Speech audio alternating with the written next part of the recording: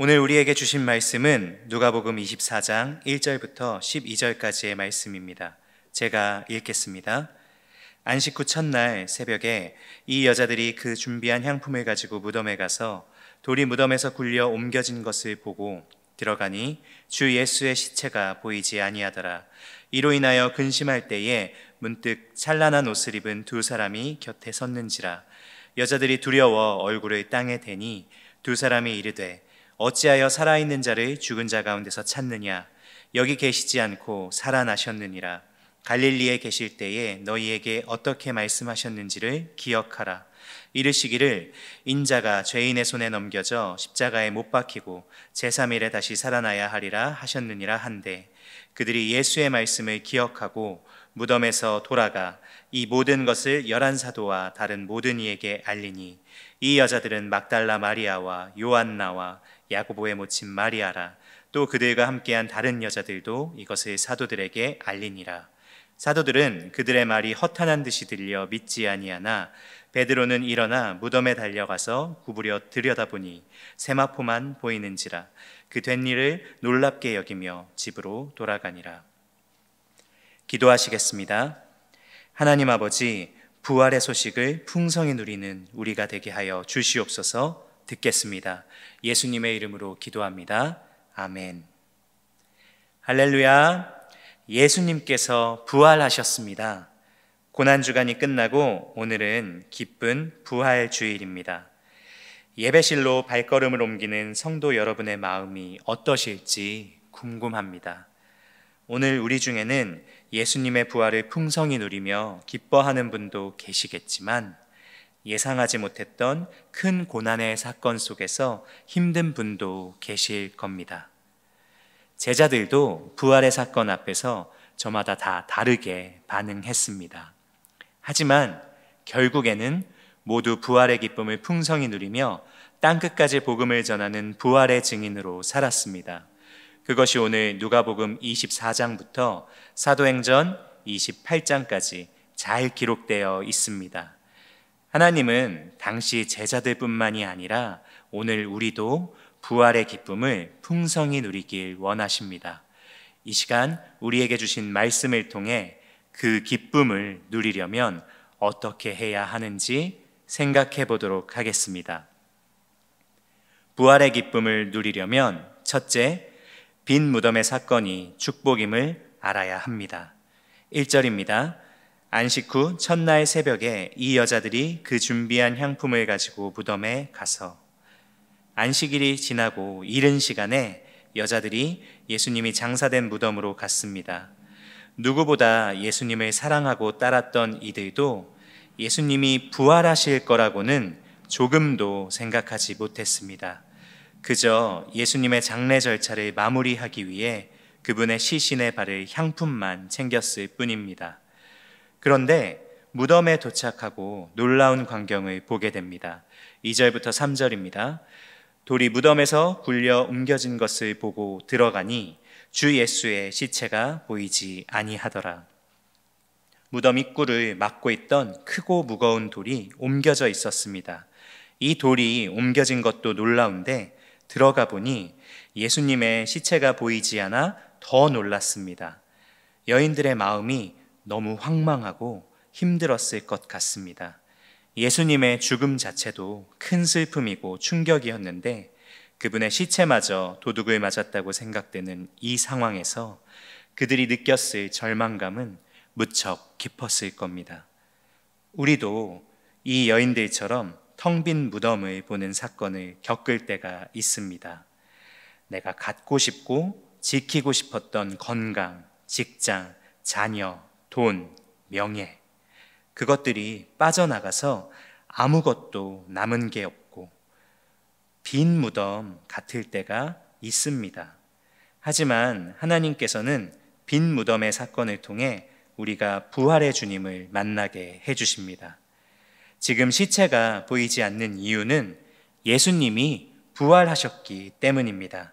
여인들은 이제 곧 부활하신 주님을 만나게 될 것입니다. 우리가 병으로 건강을 잃고 주식으로 돈을 날리고 믿었던 사람에게 배신을 당하는 모든 빈 무덤의 사건들은 부활의 주님을 만나고 우리의 거룩을 이루어가는 사건이 됩니다. 그러므로 빈 무덤을 보는 것은 하나님의 축복입니다. 저도 19살에 빈 무덤의 사건이 있었습니다.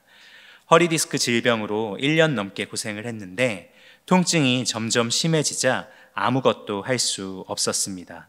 밤에 아파서 잠을 잘 수 없고 낮에 몸을 제대로 움직이는 것도 어려워지니 좋은 직장에 들어가겠다는 목표는 아무 의미도 없게 되었습니다. 병원에 가도 이유를 알 수 없다고 해서 제가 찾은 방법은 기도원과 치유 집회였습니다. 온 가족이 다 같이 기도원에 들어가서 3일 금식 기도를 했는데 낫지 않았습니다. 여러 치유 집회를 다녔습니다. 낫지 않았습니다. 제가 다니던 교회에서 치유의 은사가 있는 전도사님과 권사님, 집사님들이 저희 집으로 찾아오셔서 저를 방에 눕혀놓고 안수기도를 해주시기도 했습니다. 하지만 병은 낫지 않았습니다. 처음에는 왜 낫게 해주지 않으실까 답답했고 언제까지 이렇게 살아야 하나 하면서 날이 갈수록 심해지는 통증에 너무 힘들었습니다. 사건 앞에서 왜 이 사건이 나에게 왔는지, 하나님의 뜻이 무엇인지 질문을 해봐야 하는데 그렇게 하지 못하고 그저 낫게 해달라고, 살려달라고, 고쳐달라고 기도했습니다. 회개 기도를 제가 계속했는데 그저 낫기 위한 목적으로 열심히 했을 뿐입니다. 그런 저를 불쌍히 여기신 하나님께서는 금요철야 예배 때 저를 인격적으로 만나주셨고 저는 회심을 하게 되었습니다. 그날 예배를 통해 세상을 향해 달려가던 제 삶이 하나님을 향해 유턴하게 되었습니다. 그렇게 주님을 만난 후 그동안 기도가 응답되지 않았던 것은 하나님께서 저를 만나주시기 위해 제가 주님을 간절히 찾으라고 그렇게 찾게 만드시려는 그분의 계획이었다는 걸 알게 됐습니다. 부활의 주님을 만나기 위해 육의 성전을 치시는 1년의 빈 무덤의 사건은 꼭 있어야 할 사건이었습니다. 적용 질문 드립니다. 내 빈 무덤의 사건은 무엇입니까? 부활하신 주님을 만나는 사건인데 슬픔에 잠겨 근심하고만 있지는 않습니까? 부활의 기쁨을 누리려면 둘째, 어떻게 말씀하셨는지 기억해야 합니다. 예수님의 시체가 보이지 않아 근심하는 여인들을 위해 하나님께서 보낸 천사들이 나타납니다. 4절입니다. 이로 인하여 근심할 때에 문득 찬란한 옷을 입은 두 사람이 곁에 섰는지라. 갑자기 곁으로 다가온 천사에 여자들은 놀라고 두려워했는데 천사들은 깨닫지 못하는 그들을 도와주기 위해 온 것입니다. 우리에게도 부활을 생각하지 못하는 우리를 깨워주기 위해 하나님께서 보내주신 천사 같은 가족들, 목장 식구들이 있습니다. 내 곁에서 수고해주는 그들의 말에 귀 기울일 때 하나님의 부활의 기쁨을 누리게 됩니다. 천사들이 다음과 같이 얘기합니다. 5절부터 6절입니다. 여자들이 두려워 얼굴을 땅에 대니 두 사람이 이르되 어찌하여 살아있는 자를 죽은 자 가운데서 찾느냐? 여기 계시지 않고 살아나셨느니라. 갈릴리에 계실 때에 너희에게 어떻게 말씀하셨는지를 기억하라. 천사들은 어째서 예수님을 죽은 자들 가운데서 찾고 있냐고 합니다. 하나님이시며 생명 그 자체이신 예수님께서는 보통 인간처럼 죽음에 갇혀 있을 수 없는 분이시기 때문입니다. 이미 죽음을 이기시고 부활하셨기에 무덤에 계시지 않습니다. 이것은 우연히 갑자기 일어난 일이 아니고 전에 갈릴리에서 여인들에게 말씀해 주셨던 것입니다. 천사들은 주님께서 말씀하신 대로 성취되었다고 어떻게 말씀하셨는지를 기억하라고 합니다. 우리가 큐티를 해야 하는 이유가 여기에 있습니다. 예수님을 따르며 살아가는 우리에게 사건은 내가 생각하지 않은 때에 생각하지 못했던 장소에서 찾아옵니다. 그때 주일 말씀에 뭘 했지? 오늘 큐티 말씀이 뭐였지? 하고 말씀을 기억해야 사건이 해석됩니다. 말씀이 있어야 빈 무덤 앞에서 절망하지 않고 부활의 기쁨을 누릴 수 있습니다. 저희 교회 성도님들이 삶을 나눌 때 특징 중 하나가 어떤 사건이 있을 때 그때 주셨던 말씀과 함께 나누는 것입니다. 그래서 듣는 사람들도 이것이 우연히 생긴 사건이 아니라 100% 오르신 하나님의 세팅이고 구원을 위한 사건이라는 걸 알게 됩니다. 9년 전에 아내가 대장암으로 아팠을 때 저도 매일은 아니었지만 큐티를 하고 있었는데요. 수술실 앞에서 아내를 위해 할 수 있는 게 기도밖에 없었기에 시편 37편 말씀을 묵상하며 기도하고 있었습니다. 4절 말씀이 자꾸 눈에 들어왔습니다. 또 여호와를 기뻐하라. 그가 내 마음의 소원을 내게 이루어 주시리로다. 말씀을 묵상하며 스스로에게 물어봤습니다. 나의 마음의 소원이 뭐였지? 아내가 내 말 잘 듣는 거였나? 돈 많이 버는 거였나? 성공적인 사역을 하는 거였나? 물론 다 좋지만 제가 가장 원하고 계속 기도해 왔던 것은 저희 부부가 한 마음이 돼서 선교지로 나가는 것이었습니다. 절대 한 마음이 될 수 없었던 저희 부부를 하나님께서 이제 한 마음이 되게 해 주시겠다는 말씀으로 해석되었고, 그러면 이번에 죽지 않고 살게 해 주시겠구나, 이런 믿음이 생겼습니다. 그래서 믿음으로 수술실 앞에서 감사 기도를 드렸습니다. 물론 이 믿음은 수술이 예상보다 길어지고 중간에 의사가 저희 가족을 2번 호출해서 생각보다 암이 많이 퍼져 있다는 말을 할 때에 휘청거리는 연약한 믿음이었습니다. 그래도 수술실 앞에서 주신 말씀이 있어서 또 매일 허락해 주시는 말씀이 있어서 수술 이후에 항암의 그 힘든 시간들을 잘 통과할 수 있었습니다. 작년에 부부 목장에서 아내가 담임 목사님 주일 설교를 듣고 저희 부부가 한 마음이 되어야겠다는 생각을 처음으로 하게 됐다고 나눔을 했어요. 그 나눔을 듣는데 너무 감사했습니다. 하나님께서 8년 전에 말씀하셨던 대로 이루어가고 계신다는 것을 알게 됐어요. 저희 2사람뿐이었으면 훨씬 더뎠을 텐데 말씀을 듣는 구조에서 공동체가 여인들 곁에 섰던 천사처럼 말씀을 기억하라고 저희가 기억해야 할 말씀을 들려주니 그 섬김을 통해 저희 부부도 말씀대로 믿고 살고 누리는 게 무엇인지 조금씩 경험하게 되는 것 같습니다.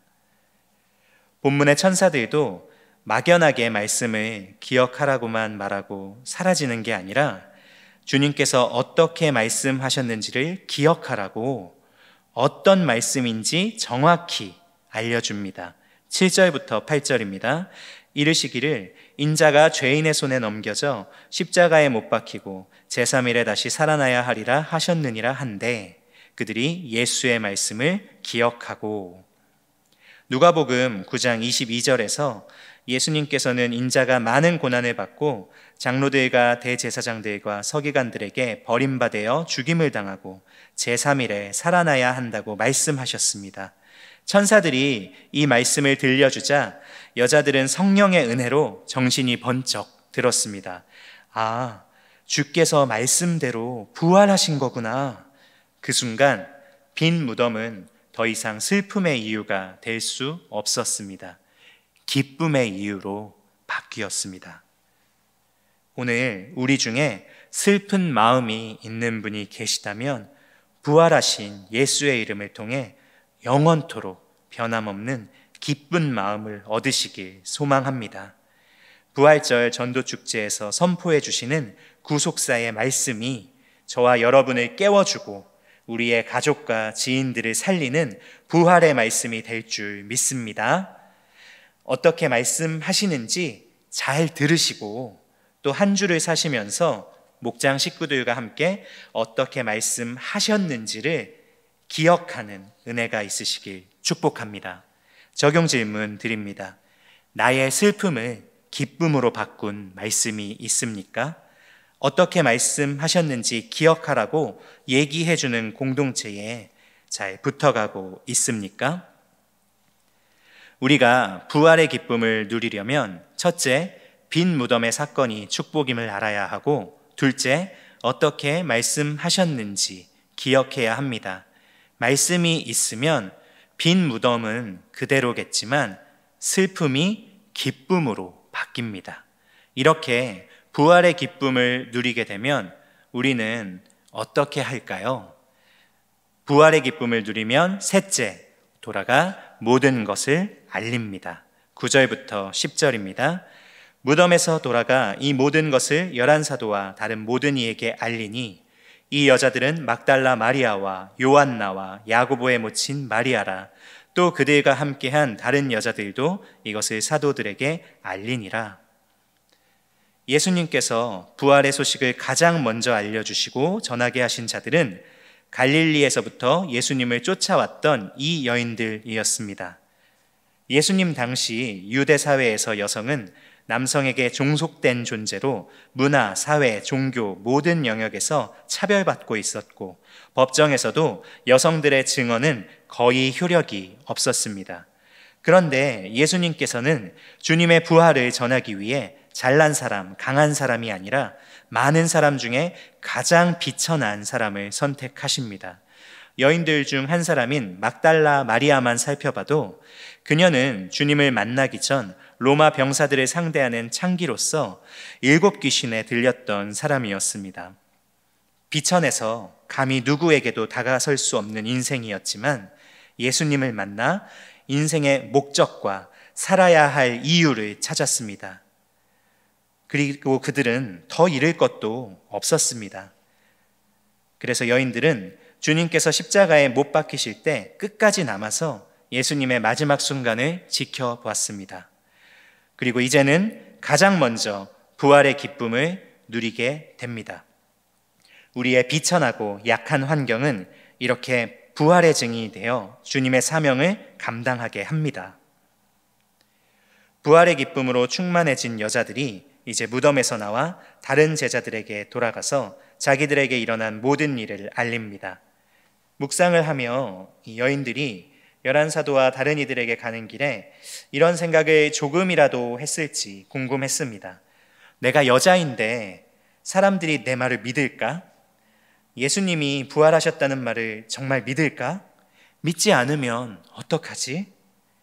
우리가 가족, 지인들에게 복음을 전하고 전도축제에 같이 가자고 권면할 때에 이렇게 미리 걱정되거나 주눅이 들 때가 있지 않습니까?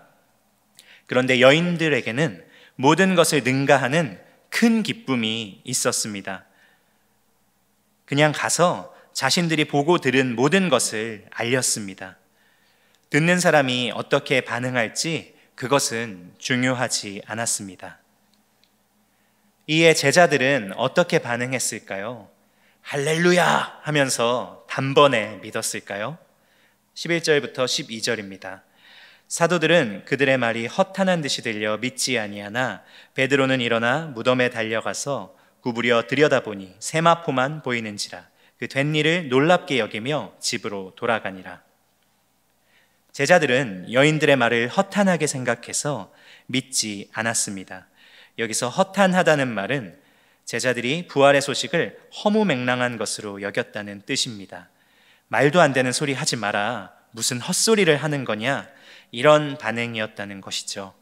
그만큼 부활은 인간의 상식과 지혜로는 믿을 수 없고 이해할 수 없는 하나님의 기적이었습니다. 그래도 모두가 다 그런 것은 아니고 베드로 같은 사람도 있습니다. 그는 혹시나 하는 마음으로 자신이 직접 확인하고 싶어서 무덤으로 달려가서 들여다봅니다. 정말 여인들의 말대로 시체가 없는 것을 보고 놀랍게 여겼지만 아직 믿지는 못하고 혼란스러운 마음으로 집에 돌아갑니다.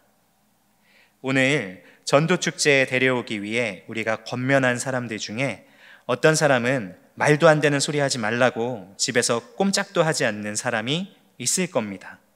또 베드로처럼 와서 들여다보긴 하지만 아직 믿지 못하는 사람도 있을 겁니다.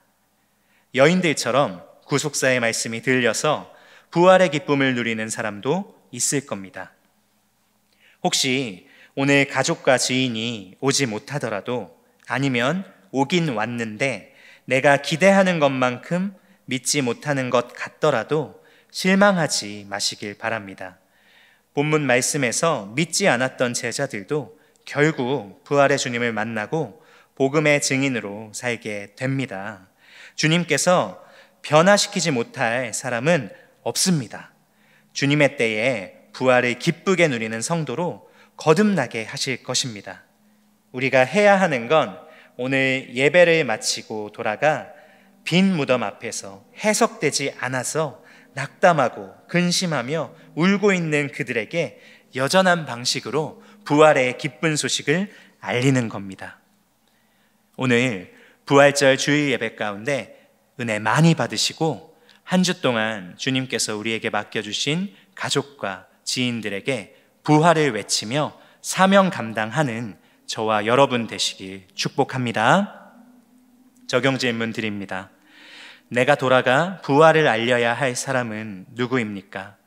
사람의 반응에 두려워하고 있지는 않습니까? 걱정보다 부활의 기쁨이 더 큽니까? 기도하시겠습니다. 하나님 아버지, 돈을 사랑하여 세상의 성공을 향해 달려가던 저를 빈 무덤의 사건을 통해서 돌이켜 주셔서 감사합니다. 여전히 되었다함이 없어서 계속되는 빈 무덤의 사건 앞에서 부활의 주님을 기뻐하기보다는 염려와 근심과 의심 속에서 살아가는 저를 불쌍히 여겨 주시옵소서. 이제는 말씀이 있는 공동체에서 어떻게 말씀하셨는지를 기억하고 부활의 기쁨을 누리게 해주시길 간구합니다.